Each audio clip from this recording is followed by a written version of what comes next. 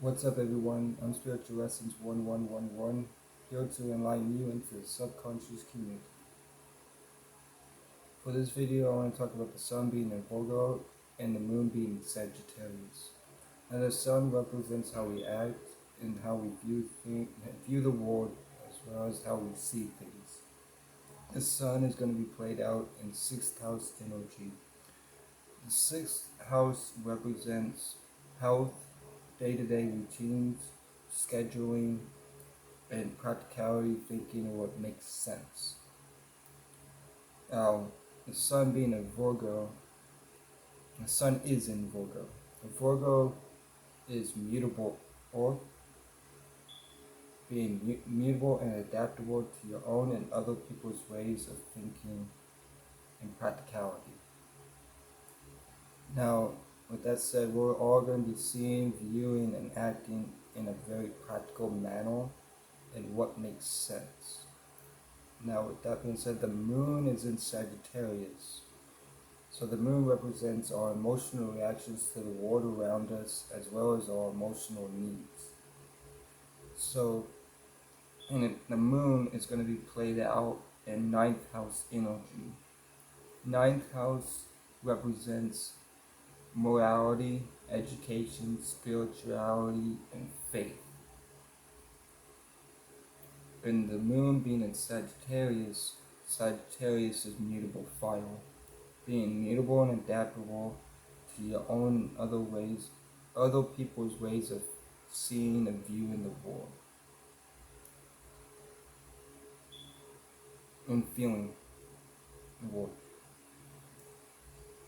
So, with that being said, our actions are going to be in a very practical manner. Our reactions is going to be what feels right, what feels morality and wisdom, and what faith-based, but how we see and how we act and how we are viewing the world at this current moment is in a very practical manner. So Virgo and Sagittarius square.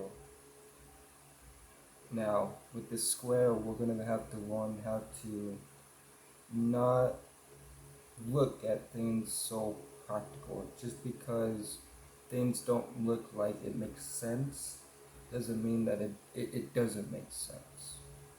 So, for example, spirituality. You can't, in the spirit realm, you can't see the spirit realm through your eyes. Like, you can't see the other side of the veil. You can only feel it. As well as people's emotions, as another example. People's emotions, you can't see people's emotions, but you can see their emotions through how they act and how they correlate themselves and how they respond.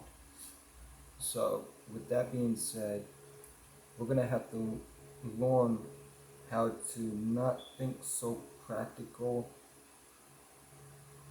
but think practical, but don't think so practical that it throws meaning and faith and spirituality out the window.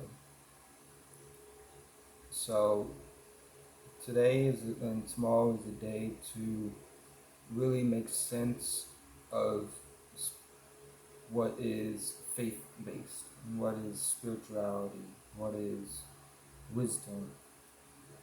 So yeah, just don't think so practical. Feel what it is first and correlate it and make it practical.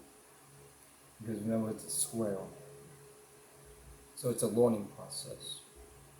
And it can either be a good or a bad learning process, depending on either spectrum you are in. So with that being said, yeah, that concludes this video. Appreciate y'all watching, and I love y'all so fan. Until next time.